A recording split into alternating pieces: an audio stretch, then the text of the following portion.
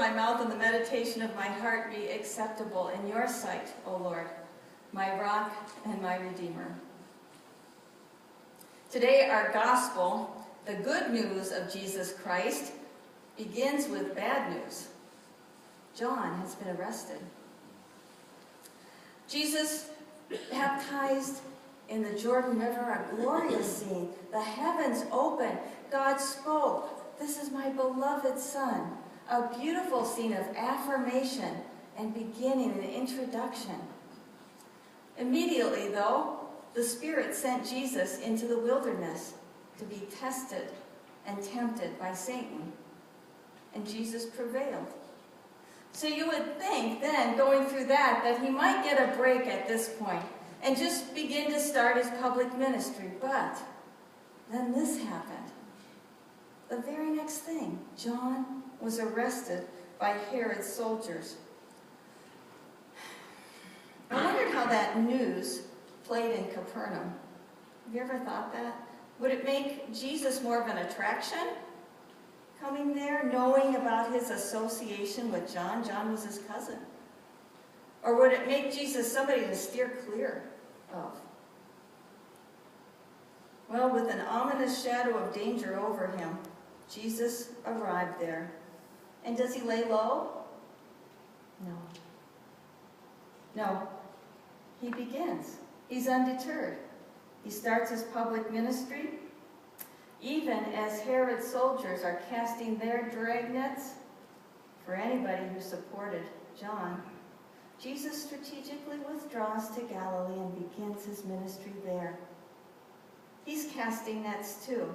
Ironically, the first people he catches are fishermen. He catches them with an invitation. Follow me. Haven't you wondered what did that invitation sound like to Peter and Andrew and James and John? What was going on in their minds and hearts? Haven't you wondered that? And here the Gospels are so frustratingly silent on what we'd love to know. Just says immediately they left to follow him. What were Jesus' words? What was his vision that captured them that day? All we know is that Jesus approached some ordinary people in the seaside village of Capernaum, and he invited them to follow him. And this is the true story of how God's Son began to build his kingdom here on earth, unlikely as it is. Well, I think we need a 21st century sort of update to help us imagine this. So let's think of Jesus walking up to the Cub Foods down there on Elm Creek Boulevard. What is it? Wedgwood Lane or something? Yeah, we know where it is, right? Because we all shop there. He walks inside because we are having the coldest winter in 33 years, and it's freezing. And he goes into the Cub Foods and warms up. And as he does, let's say that he starts watching one cashier in particular, a woman who looks really tired as she does her job. And you can tell she doesn't even hear the beep, beep, beep, as she scans each grocery item across the barcode scanner. Beep, beep. Am I getting to you yet? She doesn't hear it though. She's totally checked out, right? In fact, she doesn't even make eye contact when she hands the receipt and says, "Have a nice day." So Jesus gets in line. Jesus gets in line, and he doesn't have any money, and he doesn't have any groceries to buy, but he works his way up there, and so all of a sudden, there's no grocery items coming down the conveyor belt, and she lifts her eyes and looks at Jesus. And he says, "Come, follow me, and I will make you, I'm in trouble, Mike. What's the analogy here? Check out people? That sounds improper. Wait a minute. Okay, this is where the analogy falls apart. Okay, let's try again. Let's try a beggar at Byerly's. How about that? So let's imagine Jesus walks into Byerly's and he's warming up there because it's cold outside, and there's a young man at the end of the checkout line, and the conveyor's bringing stuff, and he also looks totally checked out, and he doesn't even look up when we said paper or plastic. Now I gotta start over.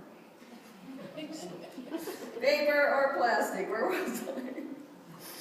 And so Jesus gets in line again, and kind of works his way up. He's got no money, no groceries, and all of a sudden, no grocery items coming down the conveyor belt. The young man looks up, and Jesus says, "Follow me, and I will make you beg people." Well, at least we can use these two workers and Jesus' interruption of their day to get us to think about tomorrow and where we'll be. And Jesus will be there.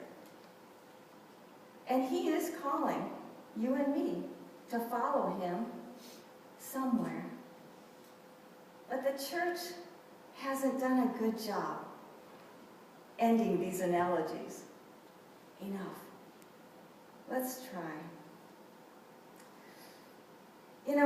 I think about how this story might make us afraid. We might think we have to go far away to follow Jesus.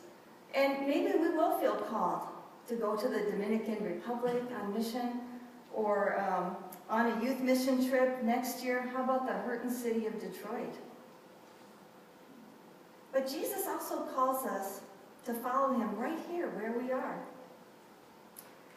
Another challenge is that some of us just don't like the jobs we're having to do, or parts of the jobs. And how is that a Christian calling and something that can inspire us?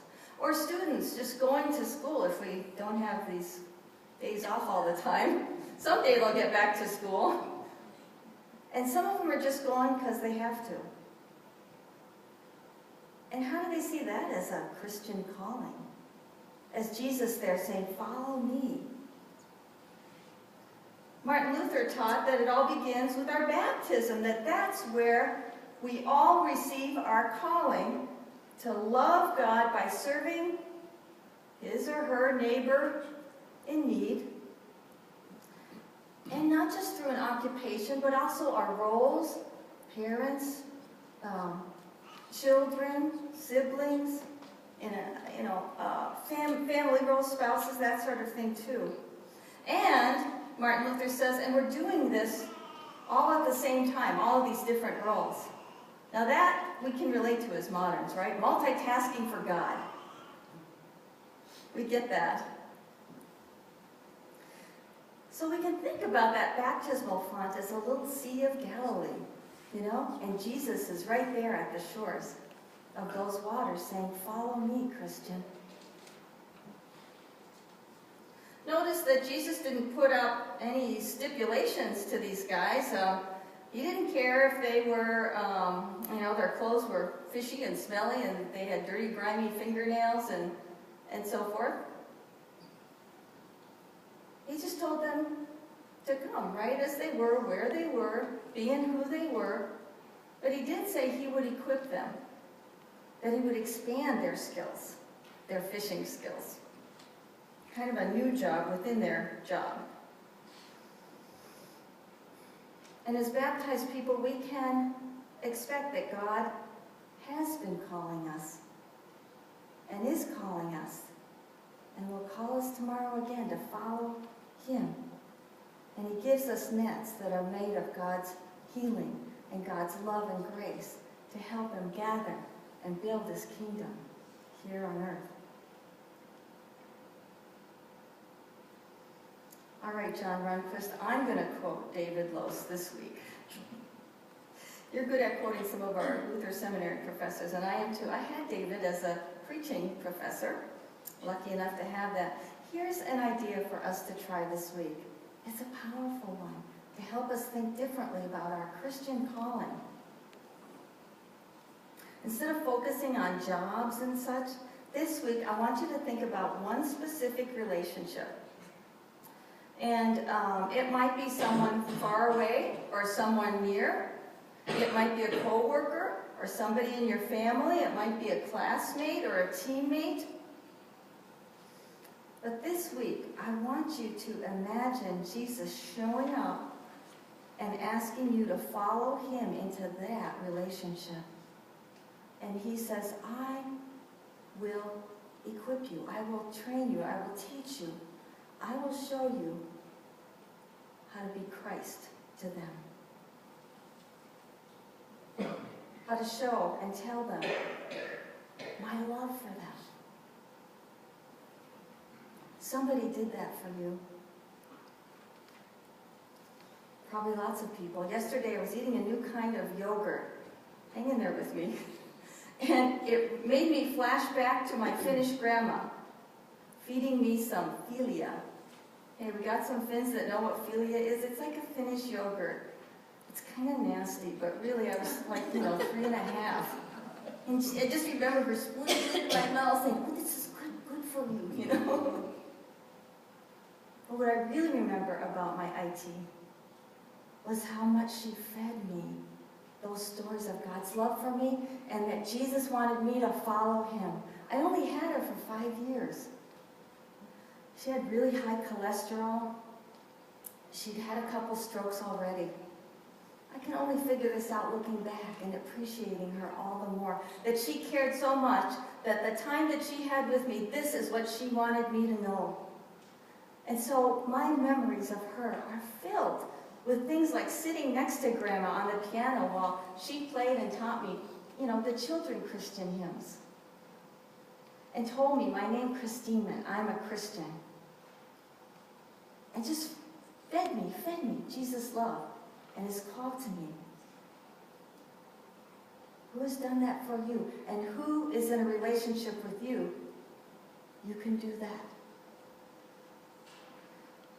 In a little bit, we're going to gather as a congregation. Jesus calls us as people of God together, not just individuals, but also as a congregation, as a family.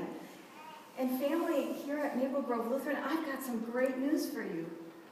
After 30 years, we're having grandkids right here. Have you seen them? Have you seen those grandkids? Oh my gosh. Last week, 2 of them came to worship for the first time. Little Sadie Zimmerman and Pearl Cook. And I remember Hudson Halverson's first worship service too. Probably not even a full week after he was born. It was that Christmas musical. He had to come see his sisters and support them. That Polar Bear Express. Did I get that right, Shelley? Yeah. And many more. We're having grandkids. Congregation, we can be those people as well. To fill them up with the message of God's love. And that he wants them and invites them to follow him. What great news that is. What a great future that is. What a great mission that is for us. From beggars at Byerly's to cashiers at Cub Food, and each one of us, Jesus is calling, come, follow me, and I will make you. Amen.